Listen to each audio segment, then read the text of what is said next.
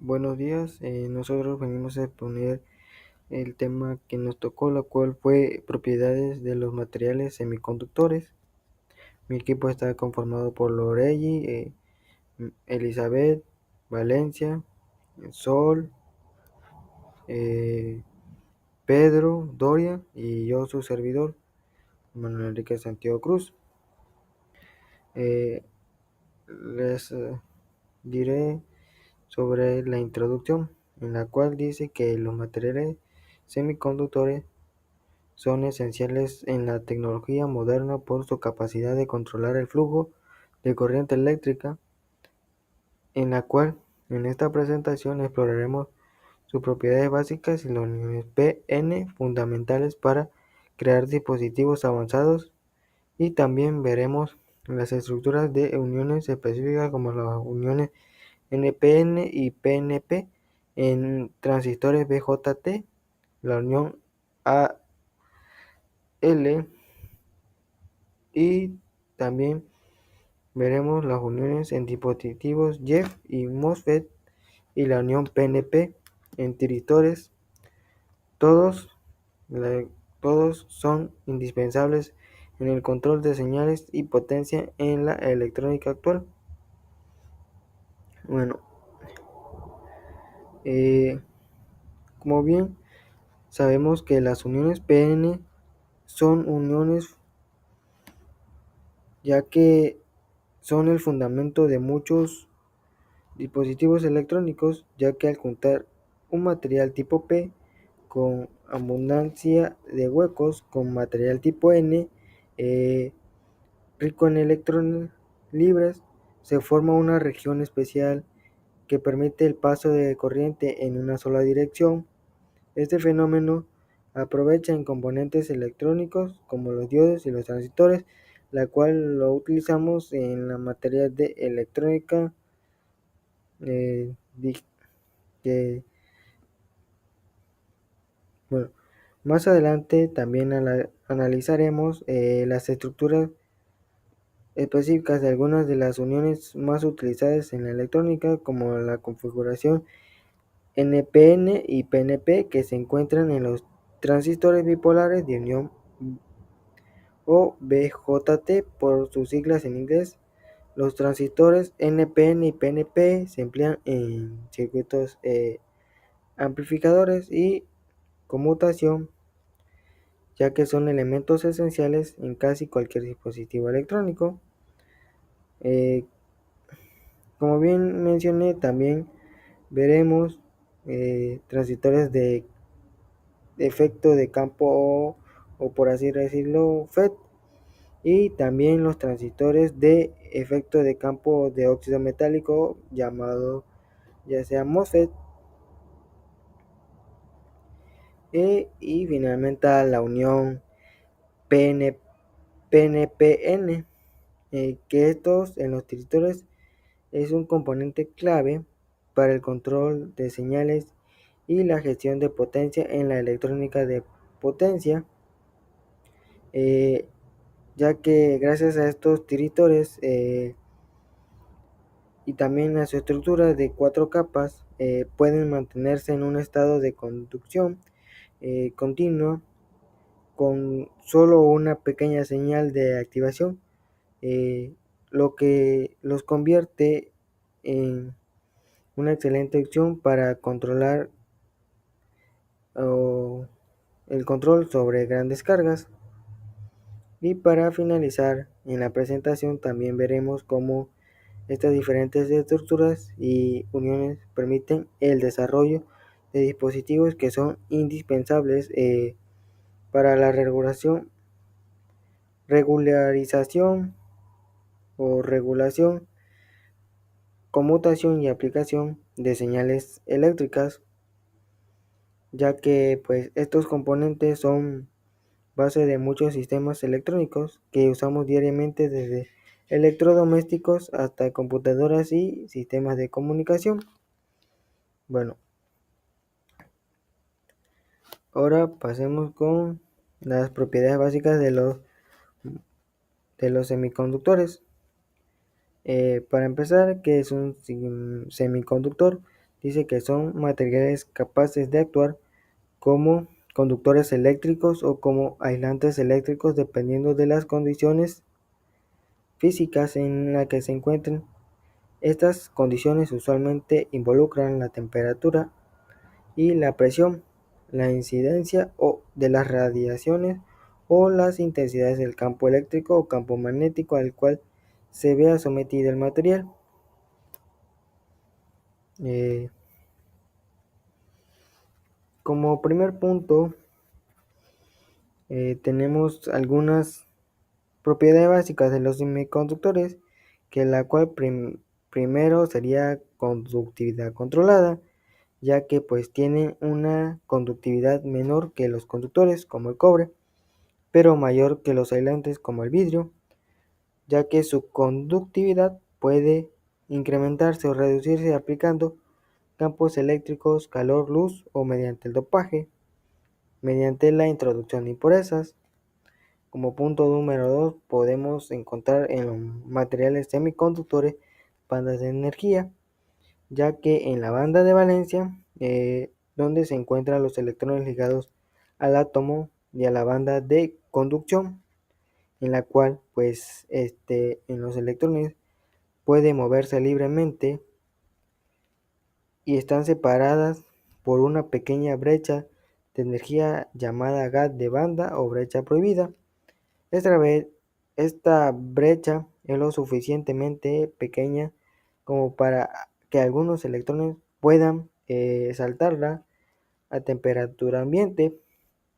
Como punto número 3, también pues hay dos tipos de semiconductores, en la cual existe uno intrínsecos, que esto pues son materiales puros, como el silicio o el germanio, donde la conductividad depende únicamente de los electrones y huecos generados térmicamente. Y por otro también existe el semiconductor extrínsecos, que pues son materiales dopados con átomos de otros elementos para aumentar su conductividad dependiendo del dopaje.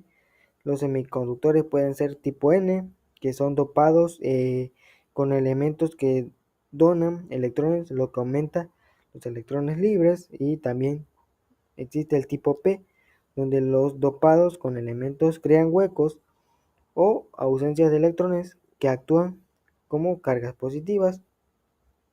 También existe el efecto de temperatura, ya que al aumentar la temperatura, los electrones ganan suficiente energía para moverse a la banda de conducción, incrementando la conductividad, esta en la cual es una diferencia fundamental con los conductores, cuya resistencia aumenta al aumentar la temperatura.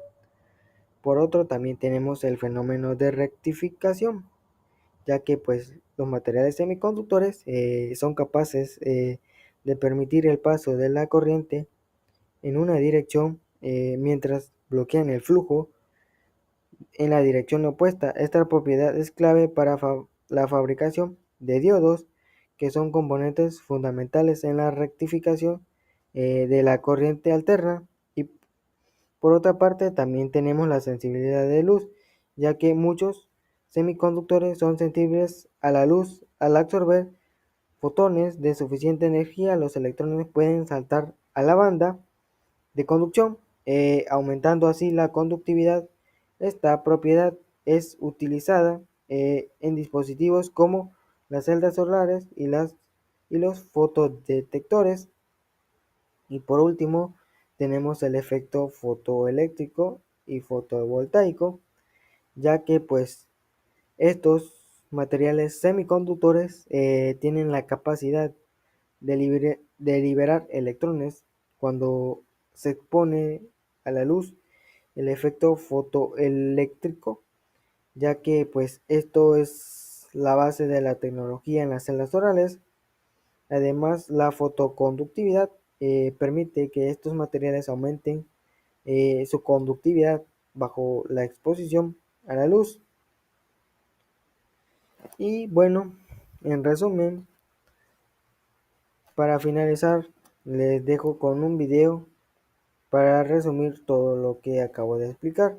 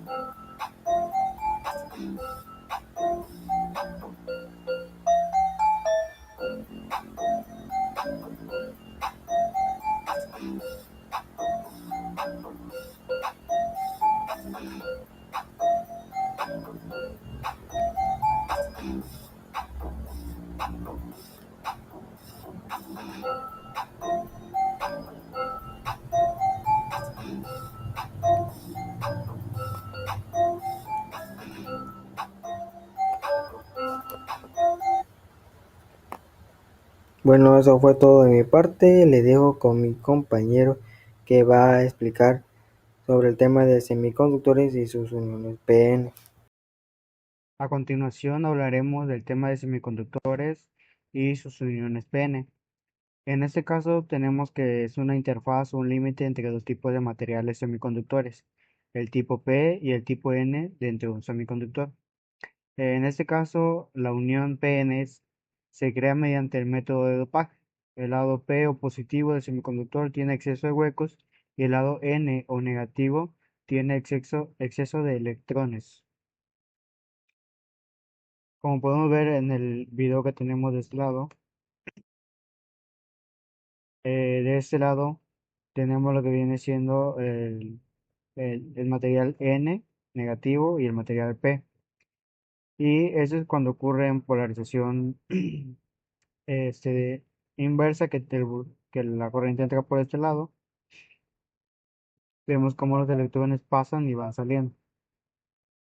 Y cuando tenemos lo que viene siendo la polarización directa, vemos de la siguiente manera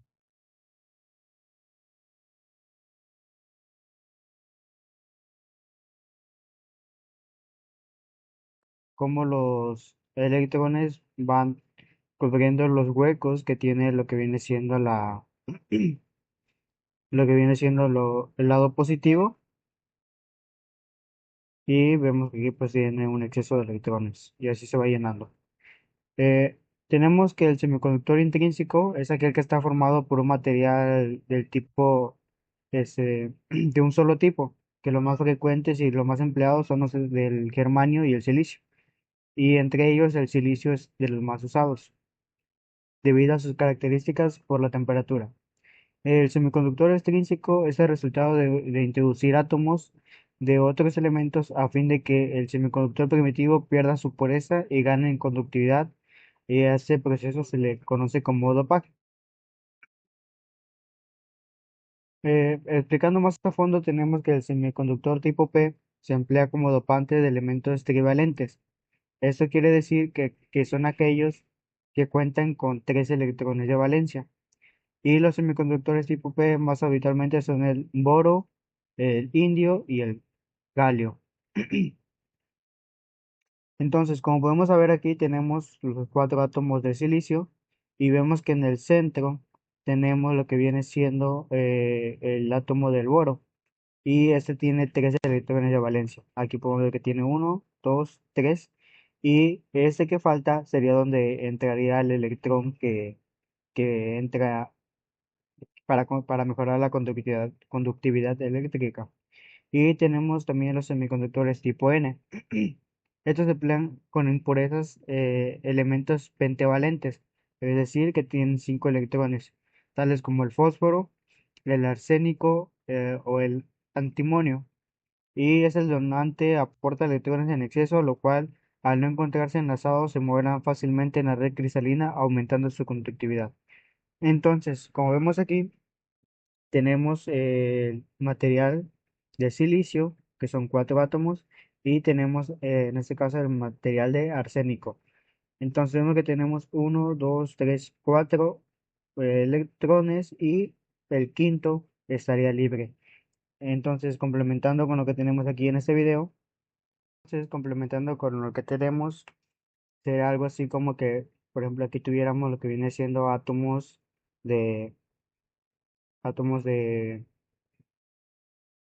galio, que le falta, que tienen tres de elementos de valencia, y aquí tuviéramos lo que viene siendo el arsénico. Entonces, los electrones al moverse libremente pueden llegar a cubrir los huecos que tiene el otro átomo de galio y así creando la conductividad.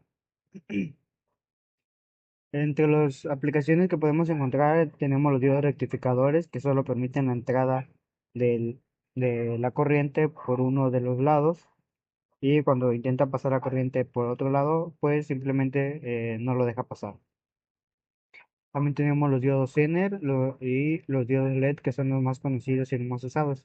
Otra de las tecnologías que usa este tipo de uniones PN son lo que viene siendo los paneles solares, que tienen una unión PN dentro de su estructura.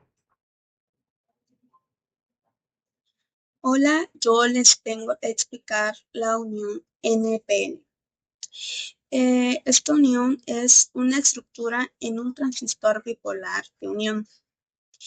Está formada por tres regiones de materiales semiconductores, lo cual tiene una capa tipo N negativa, otra capa tipo P positiva y otra capa tipo N, lo cual sería NPN.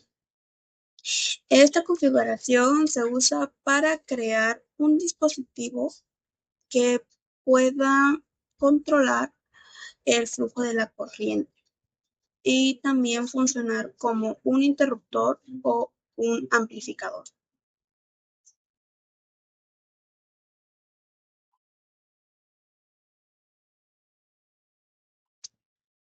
Ahora, en la parte de la estructura consiste en tres partes. Está el emisor. Esta consiste en la región que está fuertemente dopada con el material tipo N para proporcionar una gran cantidad de electrones. Su función principal es emitir electrones hacia la base, lo que permite el flujo de la corriente.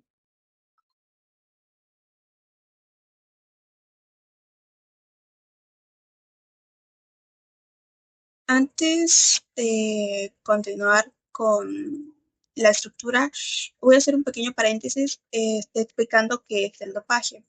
El dopaje es un proceso mediante el cual se añaden pequeñas cantidades de impurezas o elementos específicos en el material base. Generalmente es a un conductor. En nuestro caso es el semiconductor. Esto es para modificar o mejorar sus propiedades físicas, químicas y pues también eléctricas. En este tipo de dopaje existen dos tipos, que es el tipo N y el dopaje tipo P. En el cambio, el dopaje tipo P son los que crean huecos o sitios donde faltan electrones que actúan como portadores de carga positiva. A diferencia de los tipo N, estos son elementos que se añaden electrones libres poseen carga negativa y aumentan la conductividad del material. Ahora sí, siguiendo con la estructura, en el siguiente tenemos la base. La base es una capa muy delgada con material tipo P y está ligeramente dopada en comparación con el emisor. Actúa como la región de control regulando el paso de electrones del emisor al colector. Y el último, que es el tercero, está el colector. El colector es la región de salida de los electrones emitidos desde el emisor y que han atravesado la base. Este está menos dopado que el emisor, pero es mucho más grande para poder disipar el calor que se genera durante esta acción. Y su función principal es recoger los electrones que pasan por la base, complementando así el flujo de la corriente.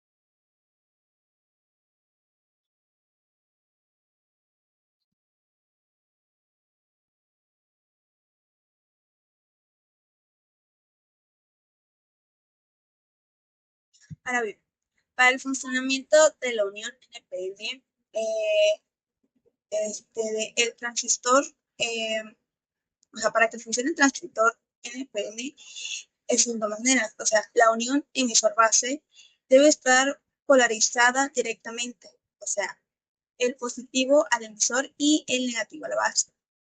O también la unión colector-base, que es la polarizada inversa. O sea, positivo al colector y negativo a la base. En esta ocasión, el emisor emite electrones hacia la base, pero debido a que la base es muy delgada y tiene pocos huecos, solo una pequeña cantidad de electrones recombina con los huecos en la base. La mayoría de los electrones atraviesan la base y son atraídos al colector.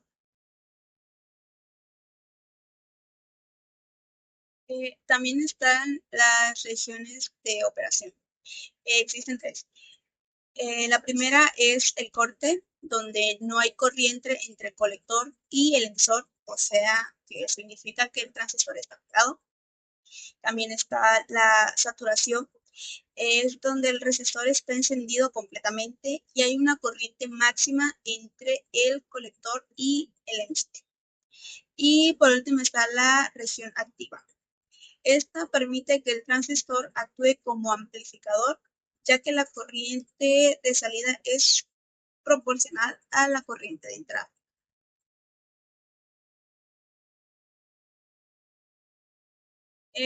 Una de las aplicaciones de este transistor NPN es la amplificación. Este permite amplificar señales débiles, ya que la región activa de la corriente del colector es proporcional a la corriente de la base.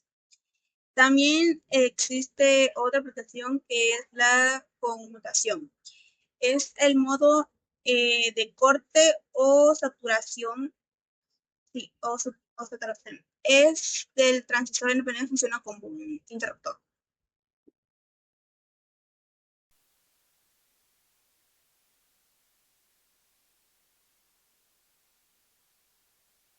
Eh,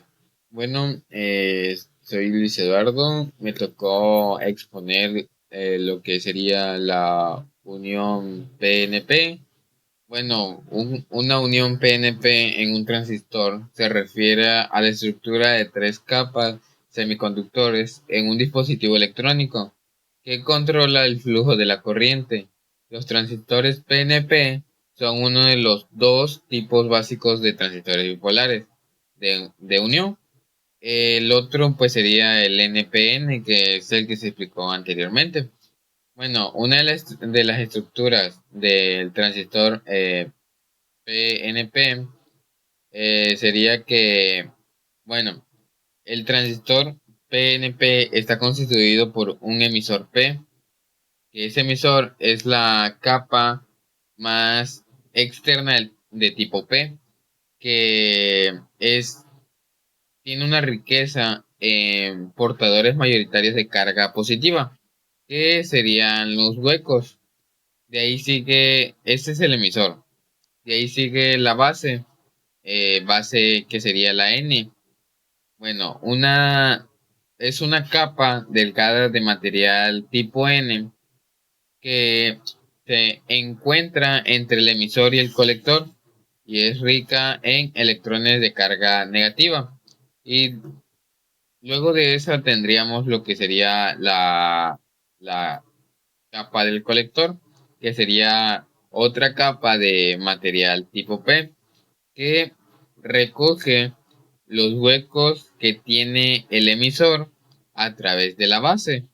El funcionamiento básico del transmisor PNP sería que, bueno, tiene la polaridad de uniones.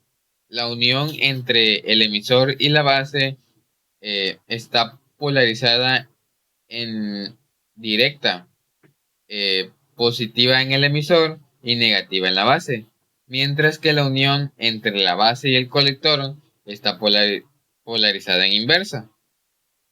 Eh, la segunda sería el flujo de la corriente. Cuando se aplica una pequeña corriente en la base, se permite una corriente mucho mayor eh, fluya del emisor al colector. El transistor PNP, los portadores mayoritarios son los huecos que fluyen del emisor al colector, lo que significa que la corriente principal también se mueve en esta dirección. El- la siguiente sería el control de la corriente. Bueno, a esto quiere llegar con que la pequeña corriente de la base controla la corriente entre el emisor y el colector, lo que permite que el transistor funcione como un interruptor o un amplificador. Seguimos con el uso que le dan a los amplificadores PNP. Así. Bueno, en las aplicaciones de la unión PNP sería que, bueno, puede ser amplificadores, como bien lo mencioné hace un momento. Como parte del circuito de la amplificación es donde su capacidad para amplificar señal, pero señales pequeñas de corriente es, bueno, sería muy útil. Sería también, se podría encontrar en los interruptores y circuitos de polaridad negativa. En los interruptores, pues, las aplicaciones son digitales donde pueden encender o apagar partes del circuito. Les traería la información de la diferencia entre un PNP y un NPN, que fue el tema anterior. La principal diferencia entre los transistores NPN es que la corriente fluye del colector al emisor, mientras que en el transistor PNP, que es el tema que estoy exponiendo, la corriente fluye en dirección contraria, sería del emisor al colector. Esto se debe a que el transmisor PNP, el fluido principal de la carga es el hueco, que son los positivos, mientras que en el NPN son electrones, que serían negativos. Ok, a continuación vamos a hablar de lo que viene siendo lo que es el transistor BJT. Este transistor es una unión bipolar.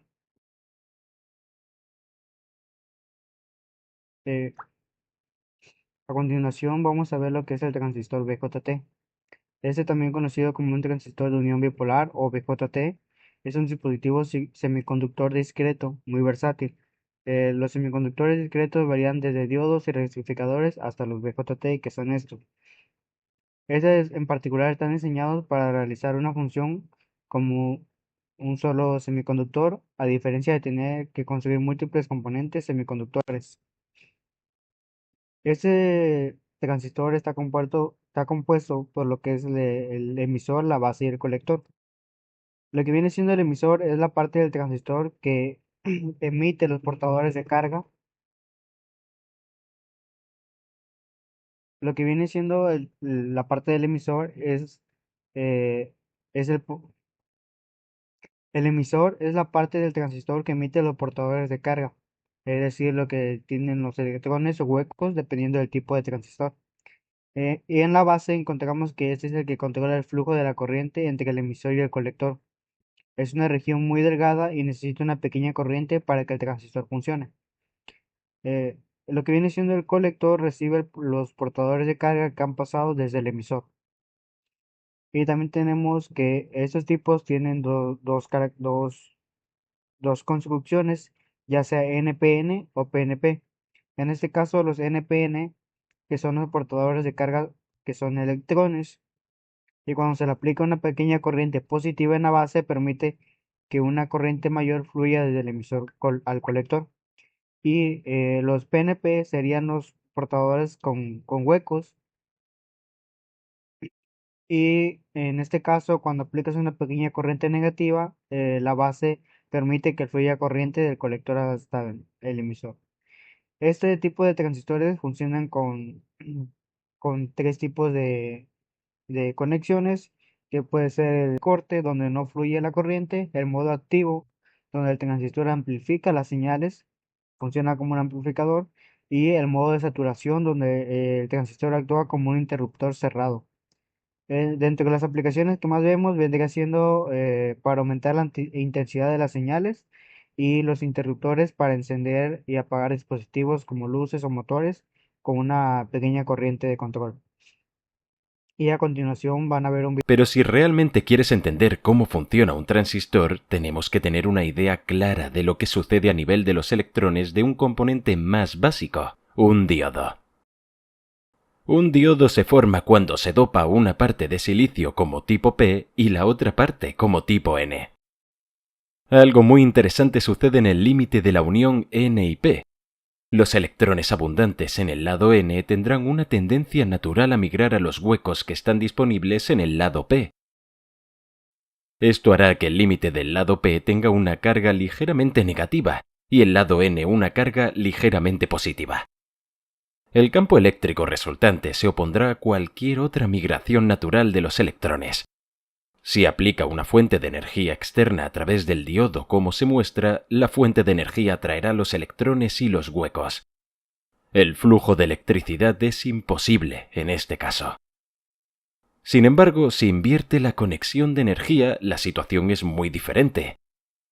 Suponga que la fuente de energía tiene suficiente voltaje para superar la barrera potencial. Usted puede ver inmediatamente que los electrones serán empujados lejos por el terminal negativo. Cuando los electrones cruzan la barrera potencial, serán drenados de energía y fácilmente ocuparán los huecos en la región P. Pero debido a la atracción del terminal positivo, estos electrones ahora pueden saltar a los huecos cercanos en la región P y fluir a través del circuito externo. Esto se conoce como polarización hacia adelante de un diodo. Solo hay que tener en cuenta este simple principio de un diodo y usted entenderá el funcionamiento de un transistor muy fácilmente. Ahora, de vuelta al transistor. Nótese que la capa P es realmente delgada y ligeramente dopada. Usted puede ver fácilmente que el transistor es esencialmente dos diodos intercalados espalda con espalda. Por lo tanto, cualquiera que sea la forma en que se conecte la fuente de energía, un diodo siempre tendrá polarización inversa y bloqueará el flujo de electricidad. Esto significa que el transistor está en estado desactivado. Ahora vamos a conectar una segunda fuente de energía, como se muestra. La fuente de energía debe tener suficiente voltaje para superar la barrera potencial. Soy de nuestra resistencia, por la mecánica cuántica a la automatización. En este episodio expondré lo que vienen siendo los transistores de efecto de campo voluntad o JFETs, pero no comenzar con los FETs. Muy bien. Los transistores. Todo el mundo sabe que pues, han sido uno de los pilares de la electrónica moderna, pues sí, es bastante grande, ¿no? En particular, los transistores de efecto de campo o FET se caracterizan pues, por más que nada su impedancia de entrada y su control de corriente mediante voltaje. Lo cual, pues, la diferencia de los transistores bipolares, ya que, pues, más adelante lo explicaré, porque no me quiero ir desarrollando. Comenzar la historia. Los primeros transistores bipolares, fueron pues inventados, si no me recuerdo, en la década de 1940. Pero poco después los FETs ofrecieron una forma distinta de controlar la corriente. Poco con esto, ya que los FETs habían sido propuestos anteriormente, pero por temas, pues más que nada por temas de lo que viene siendo de economía, pues no se pudieron fabricar hasta mucho después. Ya fue que se empezó a utilizar más de esa forma, pues, se combinó la conversión de transistores bipolares, los JFET, bueno, los FETs, a diferencia de los FETs, de los bipolares, perdón, los FETs son controlados por voltaje, no por corriente. Esto pues significa que su consumo de energía es menor y son menos propensos a generar bastante ruido, como suelen hacer los bipolares. De estos FETs, pues existen dos tipos principales. El JFET, que es el que expondré a continuación, que es el transistor de efecto de campo de unión, controlado por una unión PN, si no me recuerdo, y el MOSFET, que es el transistor de efecto de campo semiconductor de óxido metálico. Pues es una capa, si no me recuerdo, de óxido pues, para controlar corriente y pues tiene una impedancia de entrada mayor al JFET.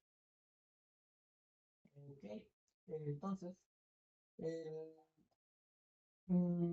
si no me recuerdo, donde ahora continúan las aplicaciones de los FETs. Sí.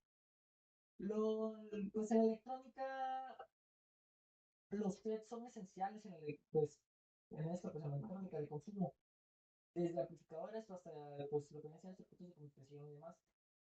Dicho esto, pasamos a su estructura física y sí, la estructura física de los JFETs. Para entender el funcionamiento de los JFETs es útil pues ver su estructura, como son terminales, y diagramas estructurales, sistemas de agotamiento. Comenzaré con las terminales que son, pues, tienen tres, que vienen siendo la fuente, el drenaje y la puerta. El terminal donde entra o sale la corriente es la fuente. Del drenaje es la terminal por el que sale la corriente.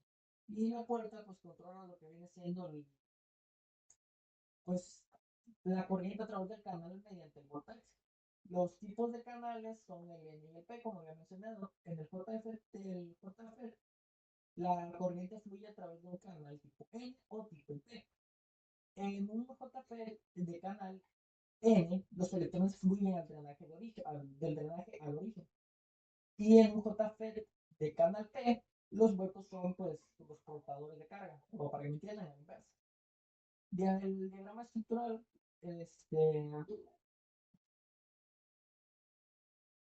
pues imagina una estructura en la que pues, el canal de conducción está rodeada pues, de un material conductor. El canal pues está controlado por el voltaje en la puerta. Este voltaje va pues, a formar una región llamada zona de agotación que controla el flujo de la corriente. Ahora bien, con la zona de agotación, cuanto mayor sea el voltaje en la puerta, mayor será la agotación y por lo tanto, menos será lo que viene siendo el canal de conducción. Pasando con el tercer tema, subtema de este, pues el principio de operación del JFET Pues funciona controlando la corriente entre el drenaje y la fuente. Ojo con eso.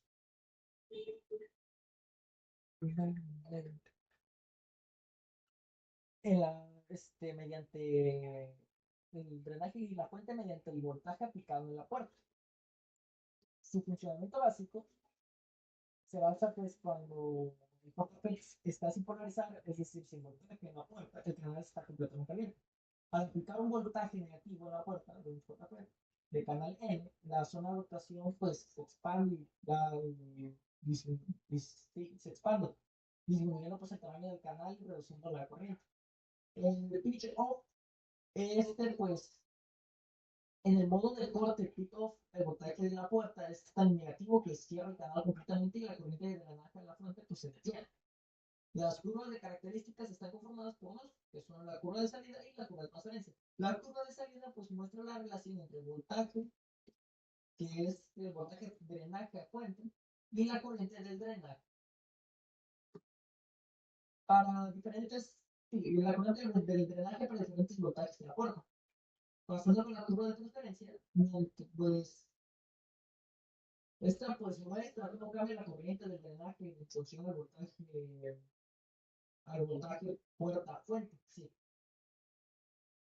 Y ahora bien, los modos de operación. El modo de exploración, cuando el canal está completamente abierto, pues va permitiendo el máximo flujo de corriente. Y en el modo de corte, cuando el canal se cierra debido a voltaje puerta, pues va manteniendo la corriente para que no. Ajá. Ahora bien, un ejemplo práctico podría ser pues que en un amplificador de señal pequeño, el JFET se puede usar para controlar la ganancia de la señal de entrada mediante el voltaje de puerta. Y dicho esto, pasamos a las ventajas y las desventajas.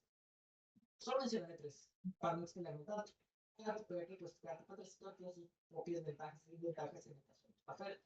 Las ventajas son tres: alta impedancia, entrada, bajo consumo de energía y estabilidad de circuitos de baja frecuencia, si no recuerdo. Esto significa pues que alta impedancia, esto significa que pues el JFET no carga la fuente de señal y pues es ideal para circuitos de entradas sensibles y demás cosas.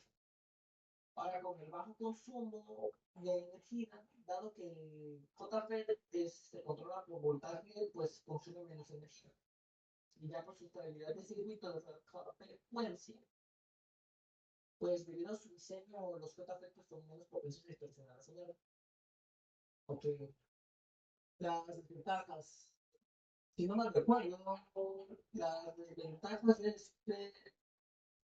son igual 3: menor amplificación de la corriente, sensibilidad del calor y comparación con los MOSFET. La menor amplificación de corriente, pues es que no son ideales para aplicaciones de alta corriente, ya que se puede llegar a calificar demasiado. Aquí aplicando su sensibilidad al calor. En comparación con otros transistores, pueden ser menos estables bajo condiciones pues, de alta temperatura. Ya con esto, pues los comparan bastante con los MOSFET. Que aunque los JFETs son útiles en ciertas aplicaciones, los MOSFET pues, son más vendidos debido a su capacidad de manejar mayores corrientes y voltaje aumentada. Las aplicaciones en las prácticas del JFET, pues es que tienen diversas aplicaciones en el mundo electrónico. Bueno, varios son unos cuantos. Son dos o tres. Las aplicaciones sociales pequeñas, pues los JFET son comunes en circuitos de bajo ruido como los preamplificadores de micrófono y los amplificadores de instrumentos. Al tener una alta impedancia, pues de entrada, pues los JP permiten una buena ganancia sin distorsionar lo que viene siendo la señal de entrada. Otro aplicación podría ser los circuitos de comunicación, ya que pues, en dispositivos de bajo consumo, los JP se utilizan como correctores electrónicos. Y el tercero, pues podría ser filtros activos.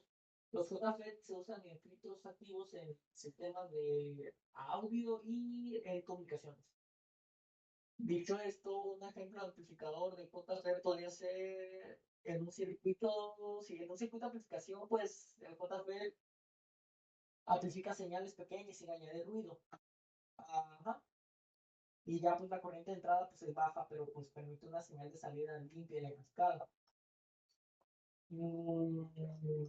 Ya pues con esto termino lo que viene siendo mi parte de la exposición. Muchas gracias por lo que pues por nuestra atención y hasta luego. Bueno, ahora yo presentaré lo que es el transistor MOSFET.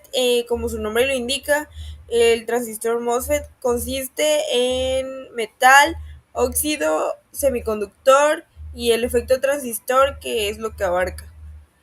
Este es un tipo de transistor de efecto de campo que se usa ampliamente en el área de la electrónica para amplificar o conmutar las señales. Los MOSFET son cruciales en el diseño de circuitos debido a su alta eficiencia y capacidad de manejo de corriente en comparación con otros tipos de transistores. Los transistores MOSFET tienen tres partes principales. Estas son el drenador, la fuente y la puerta. El drenador es la terminal por donde sale la corriente del transistor. La fuente es la terminal de donde entra esta corriente. Y la puerta es la terminal de control.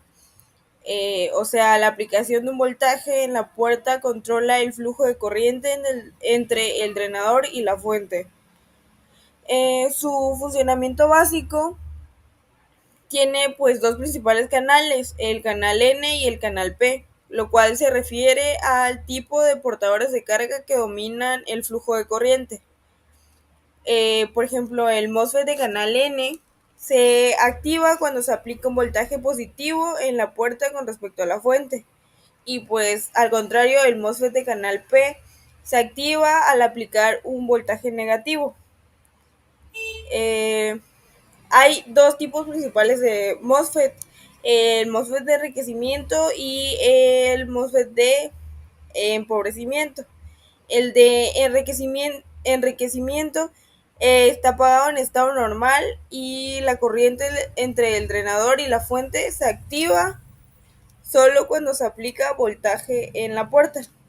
Y pues el MOSFET de agotamiento, este es el que permite pues el paso de corriente entre lo que es el drenador y la fuente sin aplicar voltaje pues en la puerta y se apaga aplicando el voltaje inverso. Ahora hablaré un poco sobre lo que son las aplicaciones en diversas áreas, por ejemplo, en este caso, en lo que es la mecatrónica o electrónica, que es nuestra área de estudio. Por ejemplo, los MOSFETs en nuestra área se utilizan en los electrónicos de potencia, como lo son pues la conmutación en algunas fuentes de alimentación y al controlar los motores. También en los amplificadores de señal, como lo son, por ejemplo, en circuitos de audio y radiofrecuencia, y pues en las computadoras que utilizamos, que pues es un componente esencial en la fabricación de microprocesadores y memorias. Y también pues es uno de los que más se utilizan y los que más se quieren utilizar, y es muy popular debido a su alta eficiencia y rápida conmutación, lo que la pues hace ideal ese transistor en aplicaciones de alta frecuencia y baja potencia. También algunas otras características son que pues tiene alta impedancia de entrada, pues ya que tienen, o sea, esto significa que requieren muy poca corriente para controlar su estado de encendido y apagado. Esto los hace muy eficaces en aplicaciones pues donde el consumo de energía debe mantenerse bajo, y también tienen muy rápida conmutación. Eh, los MOSFET pues pueden cambiar entre estados de encendido y apagado rápidamente, lo cual es ideal en aplicaciones de alta frecuencia como conmutadores en fuentes de alimentación que es lo que hablábamos en las aplicaciones, y pues en el modo de conmutado y también en los convertidores de potencia. También tienen un bajo voltaje de conducción, pues en MOSFETs de canal N, un voltaje positivo aplicado en la puerta en relación a la fuente permite el paso de corriente. En los MOSFETs de canal P se requiere pues un voltaje negativo. Este voltaje de umbral para que el MOSFET comience a conducir se llama VGC. Y pues algunos parámetros importantes son el ID, el VDS y VGS. El VDS es el voltaje máximo que puede aplicarse entre el drenador y la fuente sin causar una ruptura. O sea, esto evita que pues se rompa al aplicar voltaje máximo entre el drenador y la fuente. En el VGS es el voltaje umbral en la puerta que debe alcanzarse para que el MOSFET comience a conducir. También están los tipos de MOSFET, que fue lo que hablamos hace un rato, que esto tiene que ver con las aplicaciones y con lo que les comenté hace un momento. Hoy hablaremos de los MOSFET. Son transistores de efecto de campo que se utilizan para amplificar o conmutar señales electrónicas. Tenemos un ejemplo físico y un ejemplo gráfico. Los MOSFET se clasifican en dos tipos, de canal N y de canal P. No olvides suscribirte a mi canal y activa la campanita. El MOSFET de canal N en la gráfica se diferencia con esta flecha apuntando hacia adentro y el MOSFET de canal P, la flecha apunta hacia afuera. Si te gusta la electrónica, continúa viendo hasta el final para que veas un ejemplo práctico. Cuentan con 3 pines de conexión: drenaje, puerta y fuente. Quédate hasta el final para que veas un ejemplo práctico. Físicamente sería: este pin corresponde a la puerta, el del centro al drenaje y el de la otra punta la fuente.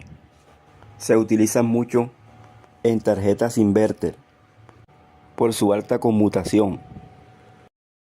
Bueno, los MOSFET de canal N necesitan un pulso positivo en la puerta para poder gatillarse.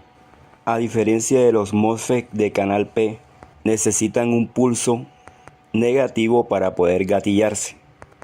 Para comprender mejor, imaginemos que la puerta es un interruptor y el drenaje y la fuente son los contactos. Lo haremos de esta forma. Colocaremos un contacto abierto entre drenaje y la fuente. En el MOSFET de canal N, al recibir un pulso positivo en la puerta, automáticamente se cerrará el contacto, y al recibir un pulso negativo el contacto se abrirá. Y en el MOSFET de canal P sería a la inversa. Acá vamos a identificar físicamente el MOSFET. Este es de referencia 25N60N, donde 25 corresponde a 25 amperios de trabajo, N, que es un MOSFET de canal N, y 60 corresponde a 600 voltios de trabajo. Si te gusta mi video, compártelo y dale like. El pin 1 sería la puerta, el pin 2 el drenaje y el pin 3 la fuente. Apóyame suscribiéndote a mi canal y activa la campanita para que no te pierdas un solo video. Vamos a hacer una prueba con el multímetro. Si llegaste hasta aquí, quédate en el video para que veas una prueba práctica utilizando un LED. Primero identificamos los pines. Tengamos en cuenta que este es un MOSFET de canal N. El multímetro en escala de diodo, punta negra en el drenaje, punta roja en la fuente. Observamos la lectura en el multímetro. Necesitamos un pulso positivo para gatillarlo. Con la punta roja le damos el pulso positivo. y observamos que el MOSFET se gatilló cerrando su contacto internamente. Le daremos un pulso negativo para desgatillarlo. Lo hacemos con la punta negra del multímetro y vemos que ya se desgatilló. De esta forma podemos conmutar señales electrónicas y obtener una salida constante. Puede ser para un inversor DC-AC o diseñar otro tipo de circuito. Acá tenemos un ejemplo práctico utilizando una batería de 4.5 voltios donde el positivo iría al LED y el negativo conectado a la fuente del MOSFET, y al drenaje va el otro extremo del LED. A la puerta hemos conectado este cable blanco, ya que es de canal N.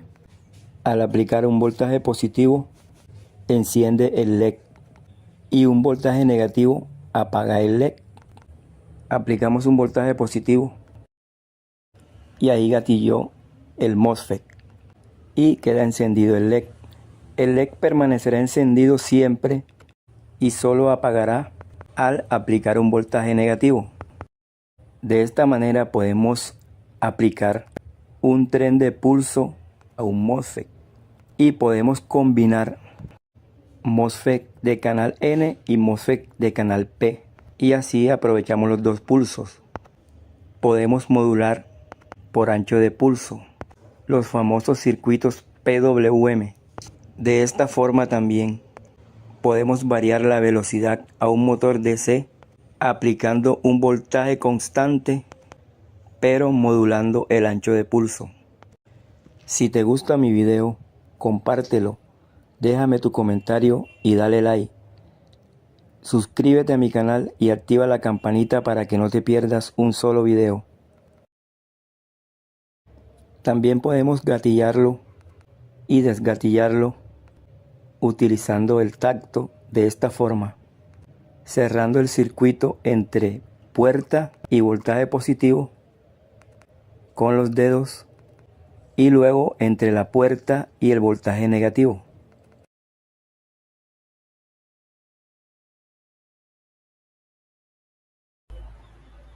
Hola, yo les voy a hablar sobre la unión PN-PN.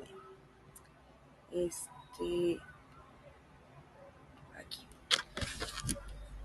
La unión PN-PN se refiere a un tipo de estructura semiconductor que consta de 4 capas alternadas de materiales tipo P, positivo, y N, que es negativo.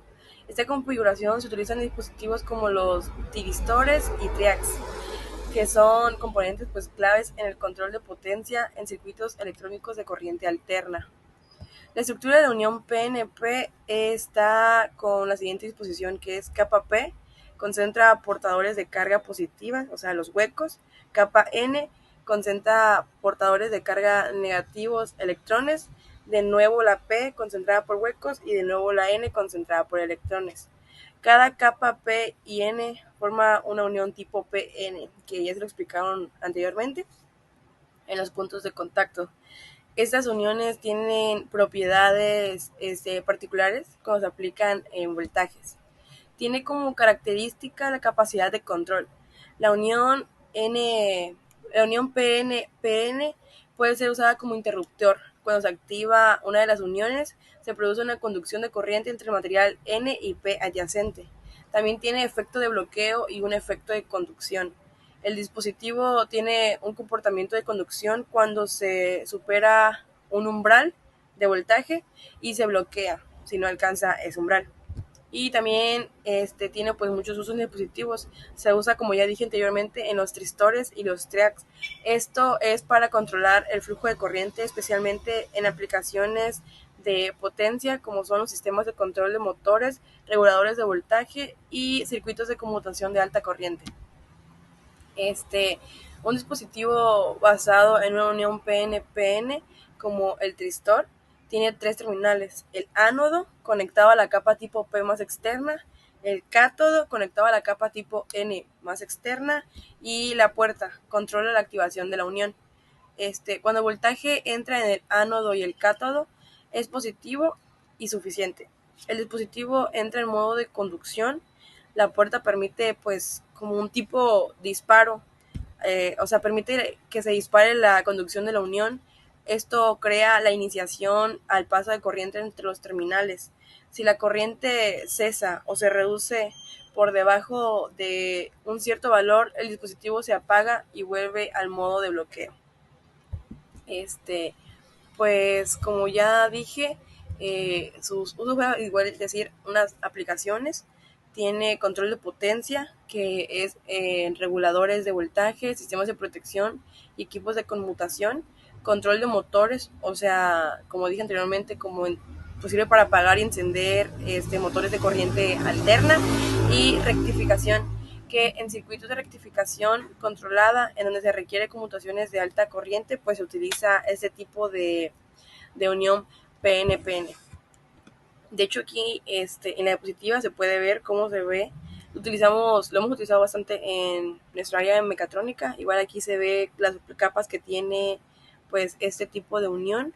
Y aquí en esta parte que está aquí estamos hablando de la característica de la unión PN-PN. Pues eso es todo de mi parte. Gracias. Un tiristor es un dispositivo semiconductor de 4 capas de estructura PN-PN con 3 uniones PN. Tiene 3 terminales, como podemos ver aquí en la imagen. Está el ánodo, cátodo y una compuerta. Un tiristor es uno de los tipos más importantes de los dispositivos semiconductores de potencia. Los tiristores se utilizan de forma extensa en circuitos electrónicos de potencia. Se opera como conmutadores biestables, pasando de un estado no conductor a un estado conductor. Para muchas aplicaciones se puede suponer que los tiristores son interruptores o conmutadores ideales, aunque los tiristores prácticos exhiben ciertas características y limitaciones.